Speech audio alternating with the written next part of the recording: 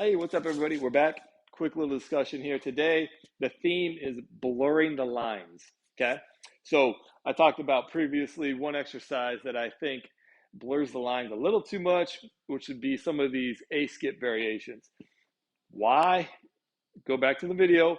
But I talk about the straight leg, the punching down, the being rigid through your torso and your hips. So what it does is it blurs the lines because then you tell the athletes we're going to go sprint this way. Okay, then all of a sudden they start sprinting very rigid and they start driving the knee up, punching the leg down, which I don't believe in. Okay, so you got to be careful with which drills you use preceding sprint activities. Right? Here's another one. For me, I have not had a lot of success with bounding variations. Right, like a traditional old school track bound linear. Okay, so we're going for linear bound. Okay. Some athletes can do it really, really well in the past that I've done it with. They tend to be very kind of springy based athletes. Track and field athletes that I've done it with, they can do it. But most of the team sport athletes, it is not good and it blurs the lines. Let me explain. Okay. So I tell them that we're going to get into some of these linear bounds, right? Similar to like kind of a track style exercise. And they jump, boom, and then they'll collapse. They'll jump, boom, and they'll be spending too much time on the ground and it's straight vertical. Then they have to reposition to get out of it. Okay, so maybe it is a good jumping leg explosive drill. Fine, that's cool, do them.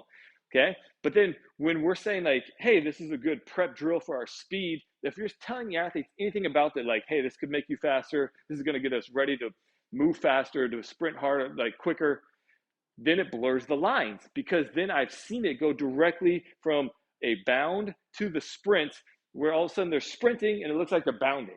I'm like, are they sprinting or are they bounding? It's the same thing. Okay, so they're getting too much flight time. They're getting their leg too far behind. So this swing leg is caught out to dry way behind, taking way too long to cycle and recover. That is blurring the line. Why? Because they're trying to implement your bounding drill into their speed mechanics. And I've seen it firsthand with some elite athletes too. Okay, in terms of non-track athletes, some football combine guys have been doing that, and they think they're bounding to have a transfer to sprinting in the 40. No, it's going to negatively impact it. Now, if you're really, really good as a coach, you'll say, hey, we're just working on overall leg power, explosiveness, rate of force development. You don't mention anything about this drill translating to sprinting because you don't even want to get that in their head. And then if you do it that way, I'm okay with it. Okay. But if you're going to try to sell athletes and try to tell us that you're doing these linear bounds and it's going to help your speed development, you got to be careful. That's all I'm saying. Because I've done those for years and years and years as well.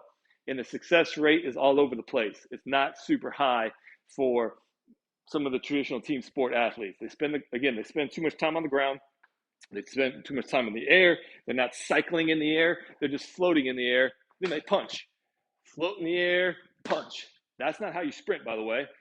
Also, they'll punch in this leg again, doesn't cycle or recycle quick enough. There's not enough swing leg or traction, right, in that exercise to have it transfer to sprinting.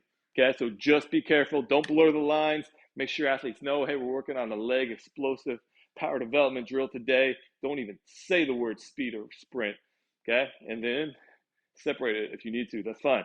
We're doing speed sprint drills. Or like me, you don't do some of those linear bounds anymore. You have different types of variations.